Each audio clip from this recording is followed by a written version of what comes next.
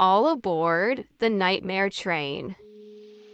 Today, we're going to be covering 10 allegedly true experiences on these railroad lines that will scare the ever-living crap out of you. When going to the train station to go to work turns into a fight for survival, what will you do to ensure your safety? Let's get into these stories that will definitely keep you up tonight.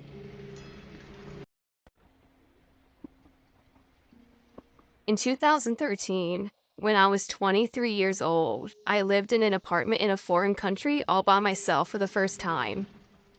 I met my then boyfriend, who is now my husband, in London the year before. I was from California, and he was from Northern Ireland. I moved to the north coast of Northern Ireland to be closer to him. I got a volunteer job at a church, and they were nice enough to get me my own apartment while I was working for them.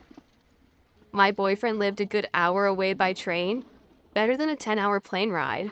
So, on Friday mornings, I would go down to see him and come back later on Saturday night so I wouldn't be rushing to church on Sunday. That meant I wasn't getting home until after 11 at night. On Saturday, a midwinter day, I took a late night train home. On Saturday, sometime in the middle of winter, I took a late night train home. It was usually quiet with students returning up north from being home over the weekend. But not this Saturday. A man got on the train a few stops before I was going to be getting off, who was being loud and obnoxious. I took a quick peek, but that was all. He didn't have a jacket on, just a long white shirt with no sleeves, and had a bunch of tattoos up and down his arms. He wasn't looking at me, so I wasn't too worried. Drunk people took the train all the time. When my stop came, quite a few people got off. Some got a taxi home, and others waited for the platform to get another train. My flat was only a half a mile away, so I decided to walk. Halfway there, I started hearing someone yelling a ways behind me. I tried to glance behind me without being too noticeable, and I saw the man from the train. He must have noticed my glance because he started yelling louder and louder, and then he started to bang along the walls of the terraced houses. That's when I picked up my pace. I was trying to walk as fast as I could without looking like I was running. Finally, I could see the corner that my apartment was on. Keys in hands, I shakily opened the shared door I had with my neighbor as the yelling and banging got louder. I finally got in. I ran up the stairs to my apartment door and ran in with the lights off through the windows. I hadn't seen him go around the corner, but I did see him come back around the corner. I'm sure that he was looking for me. I'm not sure why, but I'm glad I didn't find out. Let's just say that's the last time I took the late night train up to my apartment.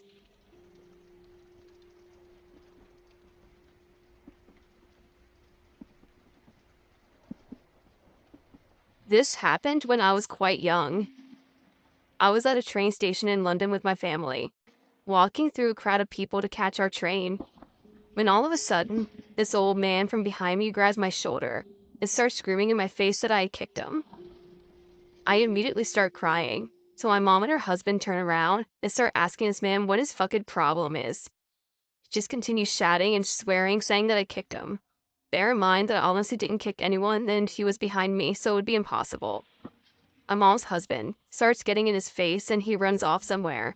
So we go to find a member of staff to report what happened.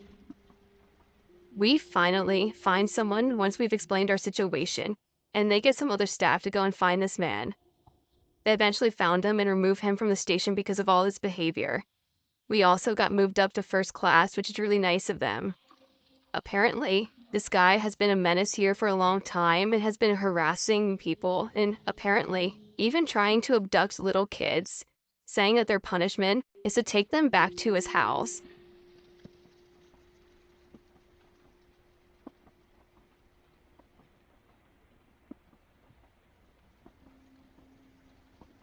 When I was 18, I was interrailing through Europe with my then boyfriend, and we were on a train between Rome and a port town in Italy. We would be getting to a boat to Greece the following day. We hadn't pre-booked any accommodation, as we found it really easy to get a hostel either en route or at arrival. Most of our previous destinations were just like this, and as we'd been arriving in the town at nearly midnight, we decided to have a look for hostels whilst on the train. Unfortunately, we found that there really wasn't much of accommodation where we were heading, as there had been in other more major cities that we had visited, and that the places we could find were mainly hotels and out of the way out of our price range. We were discussing this quandary amongst ourselves, my ex suggesting we slept at the station, when the guy sitting next to me on the train randomly struck up a conversation, who was really enthusiastic and chatty, and spoke pretty good English, asking about our trip so far, where we were from, and just sort of general chit-chat about ourselves. He also said that he had overheard our accommodation problem, and that he knew a perfect hostel for us, very close to the station, run by a friend of his. Initially, this just came across as a useful bit of information, but alarm bells started ringing for me as he became very insistent that we must stay there, and that if we mentioned his name that we had sent him, you could basically stay there for free. He wrote down an address and his name on the piece of paper, and virtually had me promise that we would go there. After I'd given him my word to stay there, he stopped talking to me entirely, which I found quite odd. He'd been so warm and talkative and then just totally shut off. He also made 3 phone calls, none of which I could understand other than he said the word interrail a few times. The rest of the journey passed in slightly uncomfortable silence, but when I got up to get off the train, he just said, "Remember, the address." We arrived in the town. It was late and pretty-deserted. Nothing like the big touristy cities we had been used to, and I made up my mind then that we were definitely not staying in this quote-unquote hostel. My boyfriend was slightly annoyed, as I admittedly am a very paranoid person, but something just felt really off.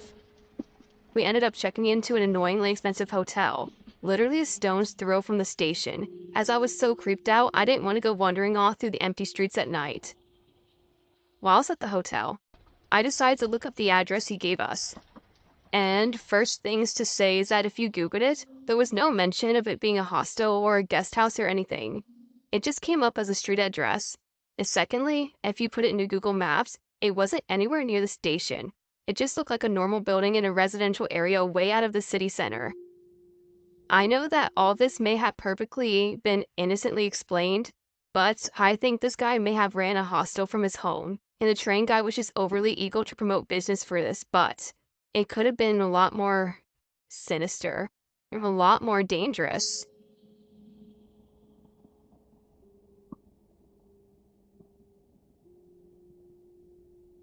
Some years ago, on a dark, warm summer night, my cousin and I headed out for the local steakhouse joint.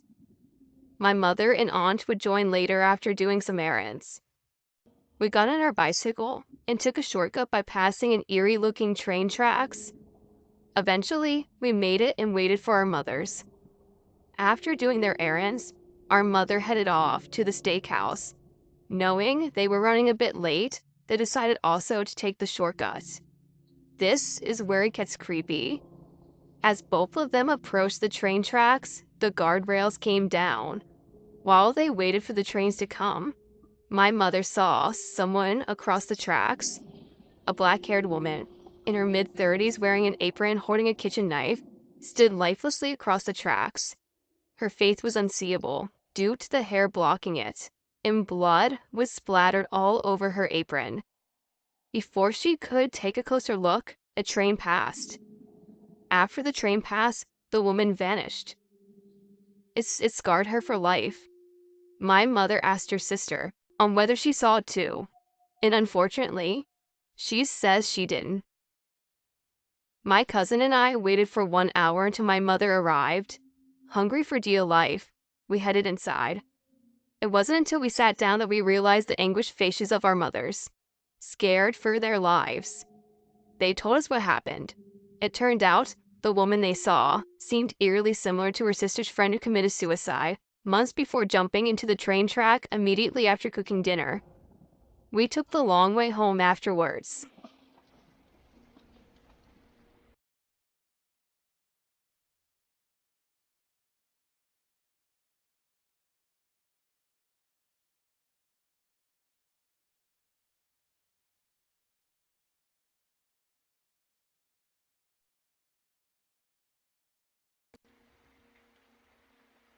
This happened around 6 years ago. My ex and I were visiting England, and we ended up getting lost in a not-so-savory part of town, and it was getting late. This was before Uber, and we couldn't even find a taxi. We decided to wait for the next train and ended up finding out from a nice homeless guy which train to take. However, we had a good 30-minute wait for the train. My ex decided he had to use the bathroom, so I stood outside while he used it. The station was completely deserted, save one person. At first, I couldn't decipher if it was a woman or a man. However, upon closer inspection, it became clear it was a woman, probably in her mid to late 40s, except she had that hard look about her. She was wearing men's combat boots, jeans that were tied with what looked like a rope, and a man's flannel shirt. She was skinny, greasy hair and under a knit cap, and she was twitchy. My ex and I were used to seeing junkies, as we all both grew up in California, and our home city has its fair share of tweakers and junkies. Anyway, she sat there occasionally, mumbling to herself, but we didn't pay any mind to her. Mostly, we passed the time by playing with the deck of cards I had in my purse. The train pulls up when we go on. It's pretty empty, so we have our choice of seats. Of course, she sits right in front of us, even though there was rows of seats. We settle into our seats as we have 12 stops before we can get off. Meanwhile, she turns to us and starts cackling. She barely had any teeth, and the combination between that and her heavy Cockney accent made it pretty hard to understand. She starts telling my friend that she would give him a proper jobby if he'd give her some money. Now, at the time, we weren't up on British slang, and both of us were like, you'll give him a job, and my ex is telling her he doesn't need a job. She's getting worked up, and the conductor tells her she better be quiet or he would toss her off again. So she mutters that he can fuck right off under her breath and starts mumbling. It was hard to catch what she called me a slag and some not so nice names. Thankfully, we were back into the city proper, and our stop was coming up. We signaled, and the conductor that we wanted to get off, and he poured the train to a stop so we could get out. And so does our friend. My ex tells me we will grab dinner as we're both starving, and we head for a pub not too far from our hotel we had seen the night before. Meanwhile, she's behind us.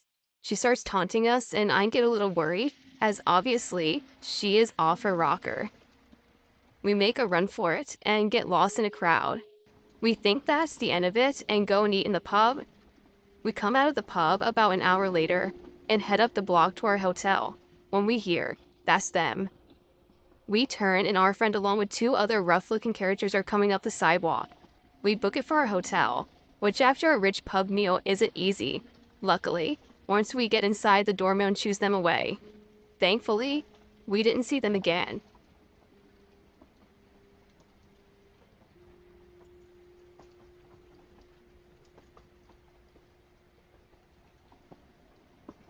This happened about a year ago when I was visiting my family back home in the city from college during winter break. My old high school friends decided to get together at the bowling alley to catch up. But because I was the only one without a car, my best friend offered to pick me up from the nearest rail train station. The station also happens to double as a bus transfer station, so a variety of people, homeless, drunk, sober, etc., pass through.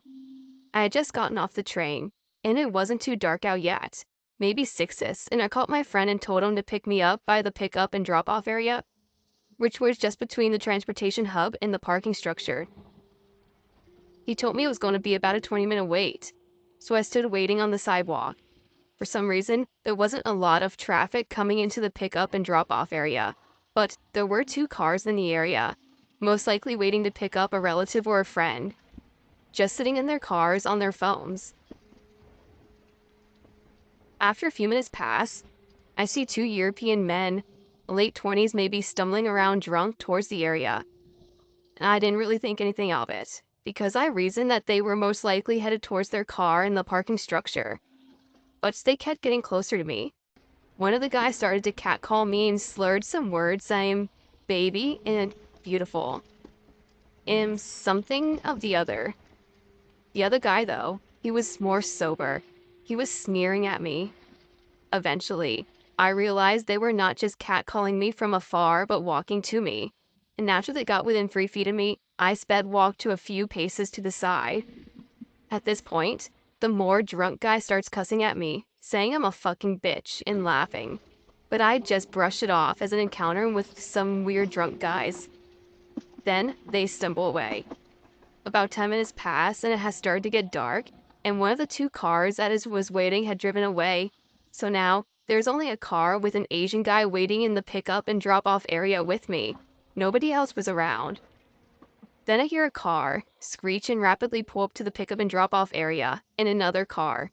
And I get startled when I see this banged up car rolls its windows down. That's when I see that it was the same two guys from before, and I realize they are purposely harassing me, because the parking lot does not require them to go through the pickup and drop off area. The car then pulls right up to where I'm standing, and I see the car door open. The one that was more drunk jumps out at me with both of his hands to try to grab me. But I kind of dodge and he just narrowly misses and touches me. At this point, I ran the 40 or so feet where the Asian guy car was, and I'm sort of screaming because I am genuinely afraid that I'm going to be kidnapped. I guess the Asian guy watched the whole thing because he had looked just as freaked out as I was. I stood by his car and the drunk guy stumbled on the sidewalk and looked at us. The Asian guy turned on his headlights and then turned on his high beams. The drunk guy stares at us for a minute, disoriented by the lights, mumbling in some European language, probably more cuss words, maybe like Turkish or Russian. And then eventually he gets back in the car and drives away. I stayed by the Asian guy's car until my friend pulled up and I got into my friend's car and started crying. I tell my mom later, I think I almost got kidnapped. But she tells me we're probably just drunk jerks trying to scare a little girl. But I don't think so. I think we're up to something a lot more sinister.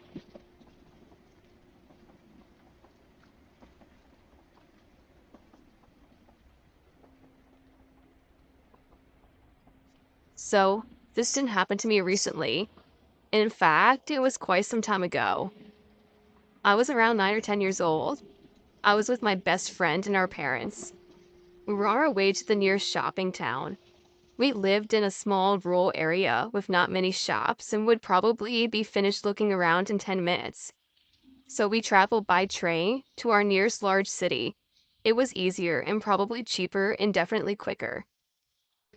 So, when the train arrived, me and my friend quickly ran onto the secure first table seats. Those ones with the four seats and a table in the middle. Pretty self-explanatory.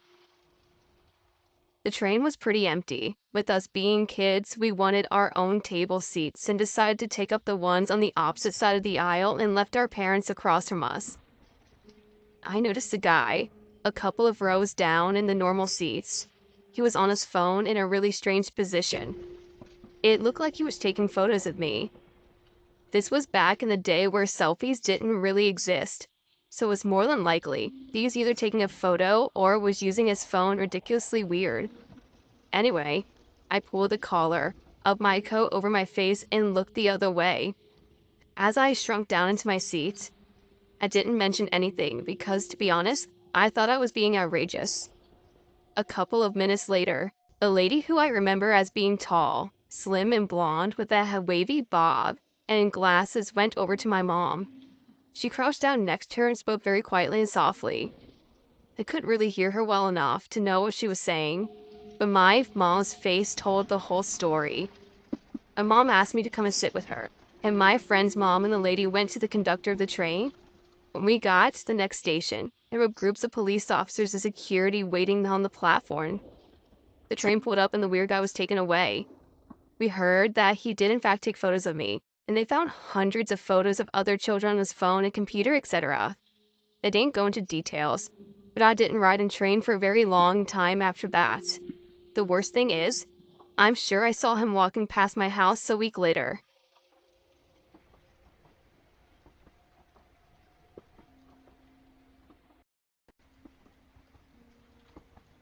Background. I'm 20 years old at the time, and after visiting my friends in college for the weekend, found myself traveling home, alone and taking a train from Boston out to the suburbs where my car is parked. I'm running late and very concerned that I'm going to miss the last subway out of Boston, but gratefully, the train I needed pulled up quickly. I remember being annoyed at myself for creating stress with such an unnecessarily close call, as I was definitely on either the very last or next to last train out of Boston.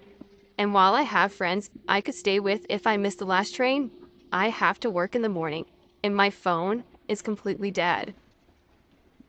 The ride is long and slow, and there is hardly a soul on the train after we leave the immediate Boston area, which isn't odd seeing how it's Sunday and after midnight. Halfway through the 45-minute ride, I doze off and jerk awake hearing the blaring Braintree announcement, which is my stop. I'm foggy, but I grab my bag and jump off the train, and the moment I realize I'm at the wrong stop, the doors close. Turns out, and they're just announcing the train destination, not train stop. As you can imagine, I'm feeling pretty lousy about this, watching the train plod off in the direction I need to be going. I'm the only person to get off the train, and the station is unfamiliar and utterly deserted. I quickly realize I'm in Quincy, 3 long stops away from my destination, and I'm feeling screwed. I really need there to be another train. I look around and realize I'm close to the end of a desolated and strikingly dark outdoor train platform. While the chances for there being another train so late is extremely slim, it's my only hope, and I begin to feel panicked, stupid, and vulnerable. After a minute or two, standing there dumbfounded and triple checking that my phone was dead, I suddenly spot a man, standing under a light, a distance down the long, thin platform. A little ways farther beyond him appears to be the only exit or entrance, unless there are some stairs going down to the terminal halfway down that I can't see. While the man makes me a little nervous, he's clearly facing the tracks, which gives me hope that there's one last train that is on the way, thinking that maybe he just missed the one I got off. I decide to just quietly sit on the bench close by and choose to stay unnoticed and in the dark while I wait. The bench is partially enclosed, and when I sit down, I'm basically obscured from the shoulders down by deep shadows and can still see in every direction, but directly behind me. A quick glance around, it confirms though I'm definitely alone down here. So, on the dark bench I sit and wait and feel completely obscured. With my wearing dark clothes and it being so dark on my end of the station, I have the opportunity to rather blatantly watch the man at the end of the platform. The well-lit man is tall, thin, and not old, like 30s. He has light, slightly shaggy hair, and dressed casually preppy. He's strange though, standing abnormally still, looking straight ahead in a weird way. Something is off, but he's minding his own business and probably doesn't even know I'm there. And while I feel really uneasy, I do find some slight comfort in being certain that no one is down here with me. I can openly watch the other person from the dark, hidden, on the bench. After a few minutes, the band begins to rock a little, placing weight on one foot and then another. He takes a few slow steps towards the edge of the platform, and I notice he's using a white and red walking cane for the visually impaired, and tapping and feeling his way as he walked forward. Suddenly, I'm very relieved, as this may explain his unusual posture. Just as I'm feeling more relaxed, the feeling vanishes. He's still walking towards the platform edge, and quickly, I stiffen up and sit up straight, looking intently. He makes it to the bright yellow raised metal warning tread that is the very edge of the platform, only a foot wide, and directly before an 8-foot drop onto electrified train tracks. He stops there, banging his can against the edge, toes literally at the furthest point. I stand up and walk a few paces closer as he starts to sway again, but more dramatically, my mind begins to race. What's going on? Is this a suicide situation? He's in a lot of danger. I just want to take action and try to quickly to figure out what the best way is because this poor man could be dead very soon. I'm just trying to figure out how to approach him because I really don't want to startle him. With his being so close to the edge, in fact, he's the furthest you can go, and his swaying has evolved to a kind of dance. Suddenly, after what seems like ages, but is probably just a minute or two, he stops and begins to take slow steps backwards. Finally, he returns to standing still and staring straight ahead, back under the spotlight. With my heart racing and my mind spinning, I return to my dark bench, sit down quietly, and try to process what suddenly happened. I want to help this man, but I am being overwhelmed by alarms in my brain. I keep watching and being as silent as possible. He stands calmly for a few more minutes until lie, facing the tracks and safely several paces away from the edge. I decide to get help. I mean, he just did something crazy, really unnerving and really dangerous, and I don't know what his intentions are. I'm still sitting on my dark bench fighting off conflicting feelings and secretly watching him when he suddenly turned his whole body directly to face me, absolutely smiling and looking suddenly right at me. I'm completely startled, and my jaw drops. My mind is now racing like crazy. He knows I'm here. He must know I'm here. But if he knows I'm here, why is he facing me? He knows exactly where I'm sitting. Is he actually blind? But I'm sitting in the dark and not making a sound. And he's smiling. I'm frozen solid. What happens next is so sudden that I remain basically frozen like a statue, sitting on the park bench the entire time, not making even the slightest sound. Suddenly, still smiling, he turns and faces the tracks, and again using his cane, walks right over to the very edge and begins to side swaying again. Except now, it's even more dance-like. He then changes position, putting one foot right on the edge and one foot behind him, as he starts this exaggerated lunging motion, as one would jump out in front of a train, nearly jumping off the platform, but catching himself before he does. He does this repeatedly, all the while I'm just watching from a distance, basically in, well, horror and confusion. Suddenly he stops all of this and turns. This time he doesn't face me, but faces in my general direction. My end of the tracks, smiling still from what I can see. He slowly begins to walk down the platform towards me.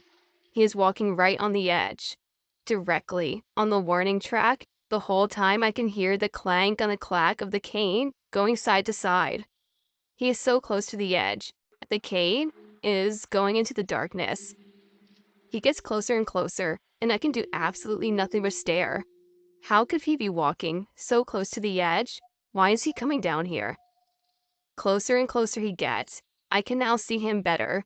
Still, the big gaping grin on his face, empty and farcical like a game show host. And his eyes, they're slammed shut. They aren't gently closed. They're aggressively and exaggeratedly closed very, very tight. I know, though, that it's possible to peer a little bit while making his face. My mind is exploding, and I remain frozen solid. He is now so close, about 20 feet away. I'm thinking that if I hang on just one more minute, maybe he'll walk right by me. And with him out of the way of the entrance, I can run and go get help. And maybe, just maybe, his facing me and smiling was just a coincidence. Maybe this whole time he has no idea I am even here. Maybe he really is blind. But greatly to my dismay, only about 15 feet before he reaches me, he stops and turns to me, eyes still slammed shut, a gaping smile. He had just now standing there on the edge of the platform facing me. His eyes are tightly shut and he is facing right at me. This can't be possible, and I feel like I am in a surreal nightmare. And then suddenly, it gets much worse. He starts making this weird, high-pitched whimpering, moaning, and feminine soft laugh. He reaches for the zipper on his pants and unzips them while holding his cane. He pulls down his pants and underwear, exposing his penis. And then, while still facing me, he starts jumping up and down, all the while continuing to do that soft, coy laugh. He then changes positions and starts doing that jumping from one foot to another in a lunging motion, like he's about to jump into the path of the train. Except now, his movement is compromised by his pulled down pants. He continues his smiling, eyes shut and penis flopping around this way and that, and making that simpering laugh. All the while, I'm sitting there in some kind of mesmerized horror state. Suddenly, I hear the train rattling loud and approaching fast. In frozen horror, I'm both groveling and thanks to God and terrified that at the end of all this true insanity, I'm about to see someone commit suicide right in front of me, or accidentally get hit by the train. Right as the train reached the platform and started to slow down, he returns to simply swaying again, takes a step back. Being the very last train of the night, every car seems to have some people on it. I knew immediately I was probably safe. The train stops and I sprint like hell down the platform to a few cars' distance with people on them. I don't know if he gets on the train or just stands there. I definitely don't hear anyone yelling or anything, so I assume that he pulled up his pants either way. And so, once on the train, I sink into the seat, my mind thoroughly blown. My mind explodes in every single variation of the feeling that can basically be eloquently summed up as one giant what the fuck. Briefly, at the end of all that, I really do feel immediately safe and I'm not further subjected to worrying about him following me on the train if he even got on, because there's always other people getting off at Braintree. It was all just, quite simply, so odd and bizarre that I felt like after all these years sharing it, is easily the only way I can really get it off my chest. It's easily the closest thing to a nightmare I've ever experienced. It was so weird, scary, surreal, and happened so quickly that it was almost like I coasted cleanly. It was so weird, scary, surreal, and happened so quickly that it was almost like I coasted cleanly by being scared and just settled into a kind of hypnosis and unable to move. I'm not trying to be dramatic about it. I just don't know how else to describe it. Honestly, when I got on that train, I was just sitting there a bit tweaked, wide-eyed, and really honestly laughing in my head at the sheer shock of it all. The immense feeling of relief I felt when I boarded that train quickly changed any feelings of horror to disbelief and gratitude.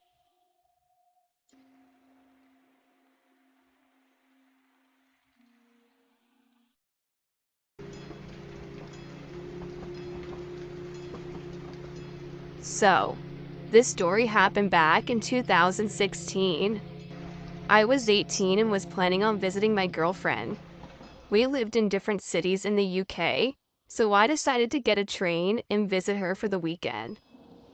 The train I caught was slightly earlier than I had booked, but some UK trains have the option for more flexible times as long as it isn't at rush hour. It was 5 a.m. in winter. It was cold, dark, and miserable, and I had just stepped onto the platform to wait for it to pull up to the station when a roughly 60-year-old man came and stood next to me. By next to me, I meant he was literally less than 20 centimeters away and practically leaning on me despite almost no one else being around. So it's not like the area was crammed. He was balding, wore thick rimmed glasses with incredibly strong prescriptions by the looks of it. He was significantly taller than me. I'd say he was close to 6'6", but slim and gaunt with coarse graying skin and had unusually wide mouth and a scraggly beard that looked like it needed a good trim. He was dressed in a black baggy hoodie that was pulled over his head and wore fatigued jeans that looked as if they were close to falling apart at any moment. I stepped away, trying to politely put some distance between us, and fortunately, he didn't follow me any further. The train pulled up, and I stepped onto the carriage. I found a seat. For reference, I sat in the left side of the train next to the window. I put my headphones in and tried to nap for a duration of my 3-hour journey. The train was mainly empty. A few tired workers slumped in the corner sleeping off the work from the night before, and a couple of old women chatted quietly between themselves. The journey was mainly painless, and I had mainly forgotten the old man and couldn't see him either in my carriage or the ones adjacent, so I paid the thought of him little attention. It was about an hour into the journey when the train went to a short tunnel. It couldn't have been for more than 20 seconds, but I felt a strong hand grab my right leg. I jerked out of my daze, half asleep, but I found that the train exited the darkness and the old man was sat directly next to me, still grasping my leg hard enough that it would later leave a light bruise along the thigh. I pulled my leg away quickly to ask him what he was doing. I'm not an intimidating person, a pretty fat teenager that barely reaches 5'8". It's never really to be scary. But I put on my most confident and authoritative voice and repeated my question, though this time it was louder and contained a few more choice words for the old man. I had barely managed to finish the question before he grabbed my face with his hand and slammed my head against the window so that I was pinned in place. Despite my struggles, he easily held me in place and leaned in until he was inches from my squished face. With a deep, baritone voice that seemed to echo around in my brain. He whispered directly into my ear something similar to, "You would be a very nice plaything." I apologized that I can't remember the exact words.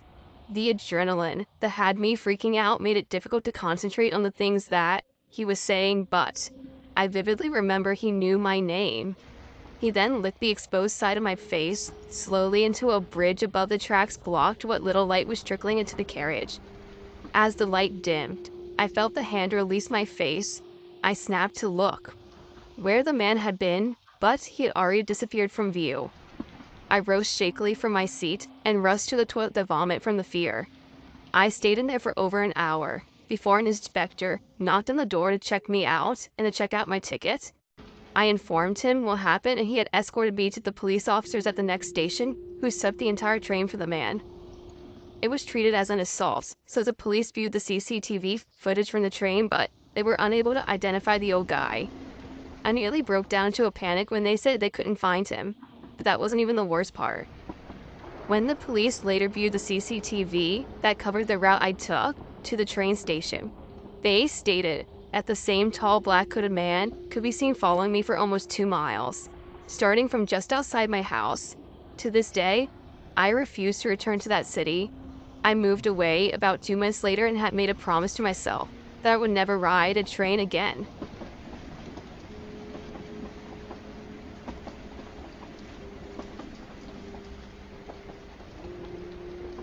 This story happened when I was around 11 or 12 years old, and I was finally on summer break.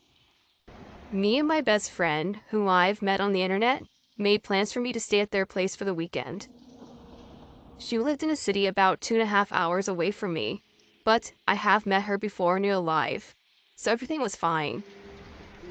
On that day, I took the train by myself, which was not a new experience for me, since my mom let me have a lot of freedom and experience.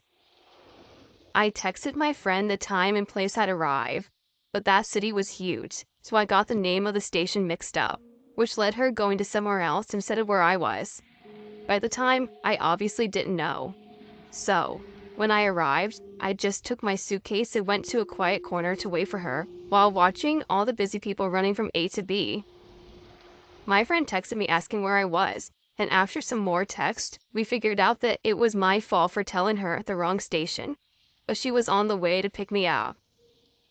After waiting for a few minutes, a man in his 30s accidentally bumped into me.